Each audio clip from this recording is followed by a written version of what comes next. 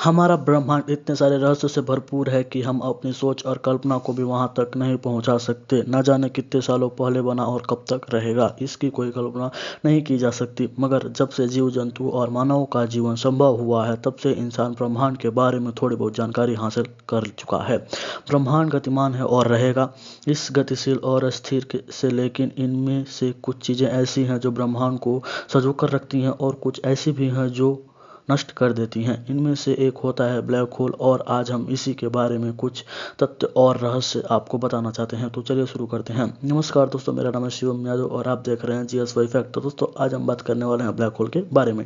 Black hole क्या है? Nuclear fusion से निकलती हुई प्रचंड ऊष्मा के कारण ही तारा गुरुत्वाकर्षण संतुलन में रहता है। इसलिए जब तारों में मौजूद हाइड्रोजन खत्म हो जाती है तो वह तारा धीरे धीरे ठंडा होने लगता है और फिर अपने ही ईंधन को समाप्त कर लेता है और सूर्य द्रव्यमान से 1.4 गुना द्रव्यमान यानी मास वाले तारे, जो अपने ही गुरुत्वाकर्षण के विरुद्ध खुद को नहीं संभाल पाते, तो ऐसी स्थिति में इन तारों के अंदर एक विस्फोट होता है जिसको हम सुपरनोवा कहते हैं।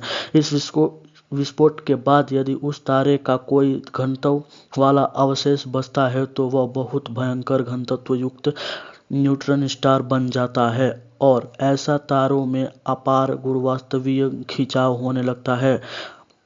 तारा संकुचित यानी कंप्रेस होने लगता है और वह संकुचित होते होते अंत में एक निश्चित क्रांतिक सीमा यानी क्रिटिकल लिमिट तक संकुचित हो जाता है, और इस अपार असाधारण संकुचन के कारण उसका स्पेस और टाइम भी विकृत यानी डिफॉर्म हो जाता है, और अपने में ही स्पेस और टाइम का अस्तित्व मिट जाने के कारण वह अद्वितीय हो जाता है, और यही वह अद्वितीय पिंड होते हैं जिनको हम ब्लैक होल कहते हैं।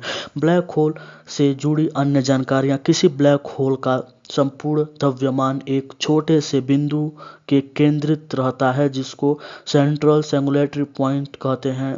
इस बिंदु के आसपास की गोलाकार सीमा या क्षितिज को इवेंट हॉरिजॉन कहा जाता है। इस इवेंट हॉरिजॉन के बाहर प्रकाश या कोई अन्य वस्तु नहीं जा सकती और ना ही वहां समय का कोई अस्तित्व है।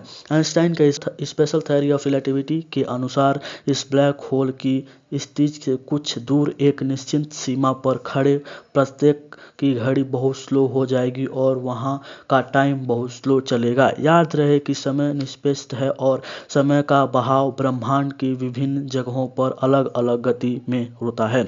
यही यानी कि धरती पर जो टाइम चल रहा होगा, ब्रह्मांड में कहीं दूर टाइम इससे फास्ट या स्लो चल रहा होगा।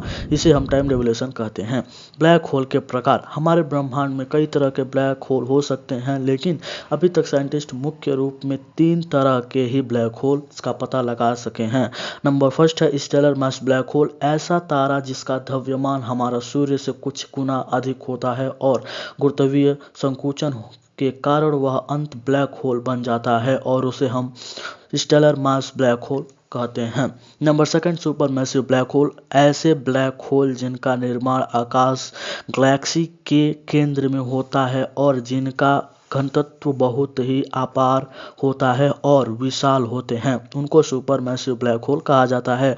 ऐसे ब्लैक होल का द्रव्यमान हमारे सूर्य से लाखों गुना अधिक होता है। हमारी गैलेक्सी के बीच में भी एक सुपरमैसिव ब्लैक होल है जिसका घनत्व हमारे सूर्य से लगभग 1 करोड़ गुना है।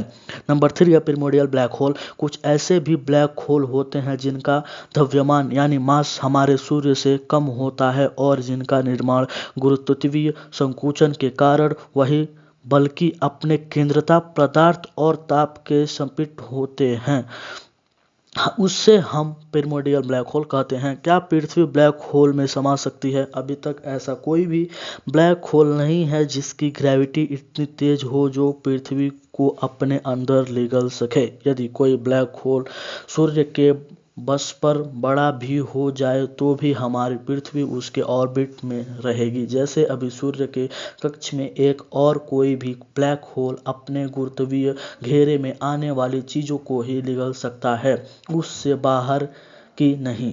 तो आशा करता हूँ कि यह वीडियो आपको अच्छी लगी हो। अगर आपको यह वीडियो अच्छी लगी हो तो अपने दोस्तों के साथ शेयर और इस चैनल को सब्सक्राइब और वीडियो को लाइक जरूर कीजिएगा।